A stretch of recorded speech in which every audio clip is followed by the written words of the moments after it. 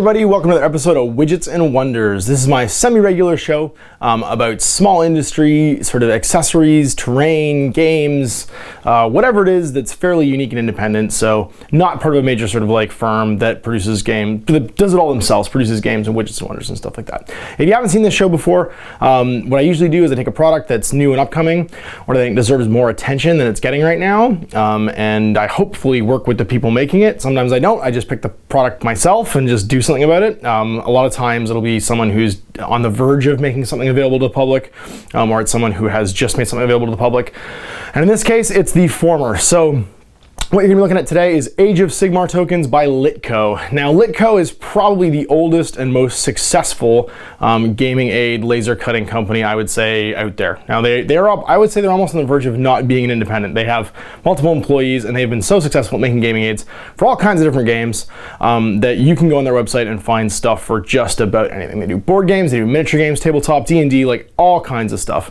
And when I did my first Age of Sigmar video, I said, wouldn't this game be cool if it had some markers and tokens? I got an email a couple days later from Jim at Litko saying, hey Ash, I watched your video and I made some tokens like you said. And then he sent them to me just recently. Now these aren't available yet. I believe they're gonna be due to the public in the next couple weeks. So you're seeing this today, and I wish I could tell you where to go to buy it, but I will later on. So as soon as it becomes available, either go to my Facebook page, like watch my Facebook page, or just watch this video because I'll update the description with a link to go and actually get these Age of Sigmar videos. I've used them in 2 games so far. They've been super handy, and we're gonna take a look at them right now. All right, so here we have the Age of Sigmar tokens by Litko. Now you can see here, there's a bunch of them. There's like a whole range of stuff that Jim designed for this game. And they're all designed to basically be able to tell you at a glance different effects. So going left to right, you can see I've organized them, like my compulsive need to have everything in its place. I constantly clean Walmart out of these little craft organizers because all of my tokens have to be in a place. We have markers for retreat, and what's cool is all of them also have the sort of restrictions on them. So you can see this one, it says no shooting or charging on it. I'm trying to hold it in a place where you can actually read it afterwards. So retreat says no shooting and charging. We have run, which is the rule. It's plus 1d6 movement, no shooting or charging. We have charge. So move plus 2d6. So they're pretty handy because they're also kind of gaming aids. Now these are really cool. Combat declared. So basically these guys have fought now in like the phase and finished up. Unit activated. So I guess when you're moving your units, if you wanted to sort of mark who has or hasn't activated during the turn, this will say they're activated. And if there's something preventing them from activating, so for instance, you'll see later the terrain effects, there's things there that could help them or stop them from doing things. And then we have our modifier dice. So we have, if something's getting a +1 modifier to its rolls, this is a +1 modifier dice. If something's getting a -1, and this is just to track effects that like aren't on a guy's card, right? So if someone gets +1 because of some kind of effect that's persistent, you know, on his card, then yay. But if it's like a spell effect, or you have some kind of like ability that only activates under certain conditions or restrictions, these let you just kind of keep track of those. And then we have reroll ones, and then reroll. It says misses. I wish it said failed. So if it just said reroll failed, because this implies it's just for combat, but there's certain effects to let you reroll, like, you know, armor saves or whatever, like other things that let you do that. So I was using these for both rerolling misses and also rerolling failures for whatever. Now we have the 6 different terrain markers too, and these are probably, in the game I've played so far, the 2 games I've played so far, these are the most handy. They also say the rule, so like damned, you can sacrifice someone to get your bonus. Arcane, +1 casting, so it's right there, +1 casting. Inspiring, +1 bravery. We have deadly, so deadly, you're slain on a 1, so somebody moving through it. And then we have mystical, and actually the mystical come with bonus ones. It gives you the dice roll, so one is befuddled, 2d6 ensorcelled. You actually get befuddled, so no spells, no move, no attack. And you also get the other one, which is ensorcelled, which gives you, oops, where is it?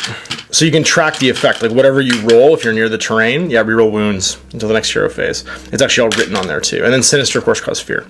So these are all great. They track effects. They kind of let you see what's going on. And my suggestion to him was also that you make some writable ones. So you can see these are just dry erase ones.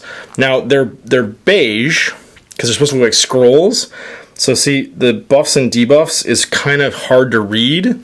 Jim suggested that I put a wash on them, which kind of helped, but like even so, that's my only sort of like bugbear so far with these, is it's really hard to actually read the buffs and debuffs thing, and they just look like cutout scrolls.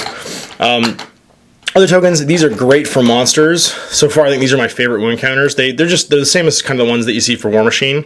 They go from 12 to 1. So they'll only do a monster with 12 or more, or 12 or less wounds, but they're just little wheels and they're magnetized, so they can go higher. He could probably release other little bottoms later on that have like more results on them. But yeah, they go down 12 to 1 to track wounds on multi-wound things. And then we have Mystic Shield counters. And this is a double set of the one player pack. The Mystic Shield counters, I have 2 of them because I have 2 sets of the player pack. I have 1 for each person. And what you get is you get 5 of each of these. I think you get 10 of these, 5 of these, and then this is a separate pack and this is a separate pack. So the Dice Roll one's 1 pack, the Scenery is another pack, the player pack is half of these, plus 1 each of these. You also get a, whoops, someone threw a general or a run token in there. You get a general token to mark who the general is in the army. So if you have multiple heroes, it could be the general. This one will tell you who it is. There it is. And you have Inspiring Presence. So you can track Inspiring Presence. Ignore Battle Shock right there too. So that's the token set. There's one other thing to show you. Was he actually made a super cool measuring gauge to measure all of your different sort of status effects in Age of Sigmar, and it has a cheat sheet on it. So you've got hero phase, movement, shooting, charging, combat, battle shock, and roll for the next turn initiative. And it's just a 3-inch, 1-inch, 6-inch, and half-inch gauge. So 6 inches is fairly common movement, 6 inches or less for all of your infantry. I found it great for filming. I have tons of gauges like this, but the little cheat sheet was super handy because I wasn't constantly going back to my little page of rulebook and trying to figure out what I was supposed to do in what order. Okay, so there you have it. We have our first set of Age of Sigmar counters by Litko. Now, I will be reviewing and showing off some more counters too. A company called Hollowed Tree Designs is going to be sending me some of their counters, which are a little more artsy, to show off, and you guys can dare to compare and see what you like. He's a much smaller, I think he's a one-man job. So he's going to be sending those for me to show you too. There's another company called Bendy Boards, I think, that has got some prototypes out for Age of Sigmar tokens as well. So a few options sort of starting to bubble to the surface for Age of Sigmar. This was the first one I actually had in my hands and gotten to play with. And yeah, see what you think. I will put a link in the description as soon as I know that they're available for sale, and watch this space for more Age of Sigmar tokens as they become available. Thanks again for watching, guys. I hope you enjoyed this Widgets Wonders. We'll see more stuff on small business, cottage industry, and independent producers of cool products to augment or to just be games. Until then, happy wargaming.